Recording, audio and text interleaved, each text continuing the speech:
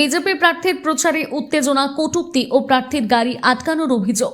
পটাশপুর বিধানসভা কেন্দ্রের বিজেপি প্রার্থী তপন মাইতির সমর্থনে প্রচার কর্মসূচি ঘিরে উত্তপ্ত পরিস্থিতির সৃষ্টি হল পটাশপুর 1 নম্বর ব্লকের দেবনাথ পল্লী এলাকায়। স্থানীয় সূত্রে জানা গিয়েছে, বিজেপির প্রচার চলাকালীন এক যুবক মদ্যপ অবস্থায় দলীয় কর্মীদের উদ্দেশ্যে কটূক্তি করতে থাকেন। অভিযোগ, এরপর তিনি বিজেপির প্রচারের গাড়ি আটকে দেন। এই ঘটনাকে কেন্দ্র করে বিজেপি কর্মীদের সঙ্গে ওই যুবকের বাক বিতণ্ডা শুরু হয়। ঘটনায় নিমেষে পরিস্থিতি উত্তেজনাপূর্ণ হয়ে ওঠে এবং এলাকায় চাঞ্চল্যের সৃষ্টি হয়। পরিস্থিতি বেগতিক বুঝে স্থানীয় বাসিন্দারা হস্তক্ষেপ করেন।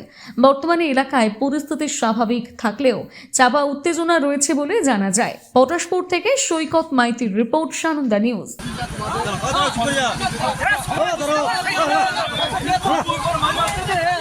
আপনাদের তো র্যালি যাচ্ছিল, হঠাৎ করে র্যালির উপরে কি এমন ঘটনা ঘটলো যে উত্তপ্ত হয়ে উঠলো আস্তে আস্তে? আমরা সুন্দরভাবে শান্তি শৃঙ্খলাভাবে আমরা আমাদের প্রিয় প্রার্থীকে নিয়ে এলাকায় মানুষের সঙ্গে পরিচিতি করানোর জন্য বেরিয়েছি। হঠাৎ আমাদের র্যালির উপরে একজন তৃণমূল সমর্থক মদ্যপ অবস্থায় এসে কটূক্তি করে এবং গাড়ি ঘেরার চেষ্টা করে। আমরা ওকে ভদ্রভাবে বাড়ি চলে যেতে বলতে ও আরও চড়াও হয় আমাদের উপরে। ঠিক আছে, এই নিয়ে একটু বাদ বিতণ্ডা হয়, বাদ বাকি আর কিছুই নয়। এই তৃণমূলের অপশাসন, এই খুন সন্ত্রাস, এদের সময় এলে 4 তারিখের পরে আমরা বুঝিয়ে দেবো। মানে খুব বাজে কটূক্তি করলো নাকি? বাজে কটূক্তি। মানে এই ব্যক্তিটি কে? ইনি আগে আমাদের বিজেপি করতেন, বর্তমান তিনি তৃণমূলের হারমাদ হয়েছে। টাকার লোভে, অর্থের লোভে, চাওয়া পাওয়ার লোভে এখন তিনি তৃণমূলের হারমাদ সেজেছেন।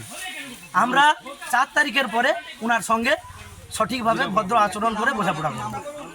শুরু হয়ে গেল সানন্দা নিউজের নিজস্ব ওয়েবসাইট www.sanondanews.com। এছাড়া আমাদের সানন্দা নিউজের নিজস্ব অ্যাপস প্লে স্টোরে গিয়ে ডাউনলোড করুন। ডাউনলোড করতে প্লে স্টোরে গিয়ে সার্চ করুন সানন্দা নিউজ। নিজেকে আপডেট রাখতে ফলো করুন সানন্দা নিউজ।